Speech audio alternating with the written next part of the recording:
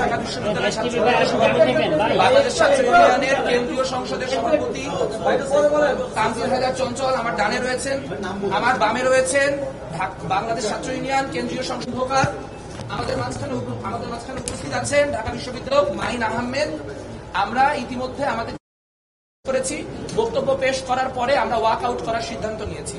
এখানে বলে রাখা দরকার কেন আমরা প্রাথমিকভাবে এই প্রোগ্রামে যাওয়ার সিদ্ধান্ত নিয়েছিলাম। এই প্রোগ্রামে যাওয়ার সিদ্ধান্ত নেওয়ার কারণ হলো আমাদের যে বক্তব্য, সে বক্তব্য আমরা প্রশাসনকে জানিয়ে আসতে চেয়েছি এবং অফিসিয়াল ফর্মে জানিয়ে আসতে চেয়েছি। কিন্তু একই সঙ্গে আমাদের ওয়াক আউট করার কারণ হচ্ছে যে বারবার করে ইসলামী ছাত্র শিবির, যারা কিনা 90-এর যে সামাজিক চুক্তি, সেই সামাজিক চুক্তি অর্থাৎ পরিবেশ পরিষদের আন্ডারে একটি নিষিদ্ধ সংগঠন, তারা কিভাবে করে কোনো ধরনের প্রক্রিয়া ছাড়া এই ক্যাম্পাসে নর্মালাইজড হয়ে গেল এবং এই ক্যাম্পাসের প্রতিটি প্রোগ্রামে তারা অংশগ্রহণ করছে এবং তারা চিহ্নিত রাজাকারদের, চিহ্নিত পাকিস্তানপন্থী নেতাদেরকে এখানে সেলিব্রেট করার রাজনীতি করছে, সেই বিষয়ে আমরা ধিক্কার জানিয়ে গিয়েছি। আমরা বলতে চাই যে ছাত্র শিবিরকে যদি নর্মালাইজ করতে হয়, ছাত্র শিবিরকে যদি ক্যাম্পাসের রাজনীতিতে ফেরাতে হয়, তাহলে এই প্রক্রিয়ার মাধ্যমে বারবার প্রতারণার মাধ্যমে তা করা সম্ভব না।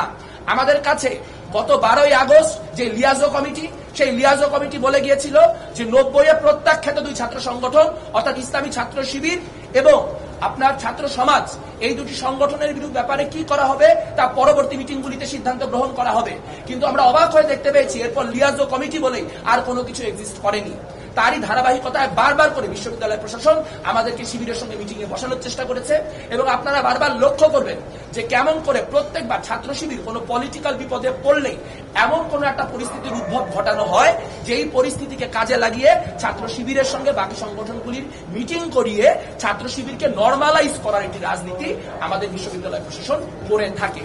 এবং এবারও আমরা দেখতে পেলাম, আপনাদের কাছে মিডিয়ার ফুটেজ রয়েছে, আপনারা সাক্ষী, আমাদের বিশ্ববিদ্যালয়ের যিনি প্রক্টর, তিনি প্রত্যক্ষভাবে টিএসসিতে দাঁড়িয়ে গত 36শে জুলাই অর্থাৎ 5ই আগস্ট বলেছিলেন যে যারা চিহ্নিত রাজাকারদের ছবি এখানে টাঙালো তাদেরকে ক্ষমা প্রার্থনা করতে হবে এবং তিনি বলেছিলেন যে তিনি তার জায়গা থেকে পরবর্তী 2 দিন এই প্রোগ্রাম করার ব্যাপারে নিষেধ জানিয়েছেন।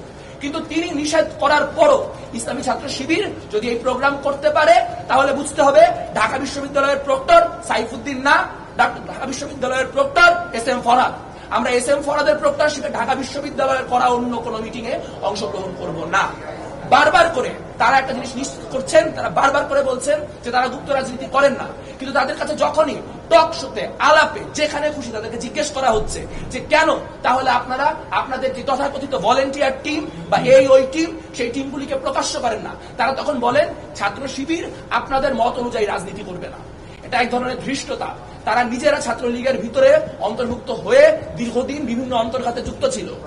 আজ তারা বামপন্থীদেরকে বলতে এসেছে যে তারা কুসুম কুসুম বিরোধিতা করে রাজনীতি করছে। আপনারা ছাত্রলীগ আমলে SM ফরহাদ, সাদিক কায়েম তাদের ছবিও দেখেছেন, মেঘমল্লার বসু, মাইন আহমেদ তাদের ছবিও দেখেছেন। আপনারা সেগুলি বিবেচক, আপনারা শেষ বিচারে সেগুলি জাজ করবেন।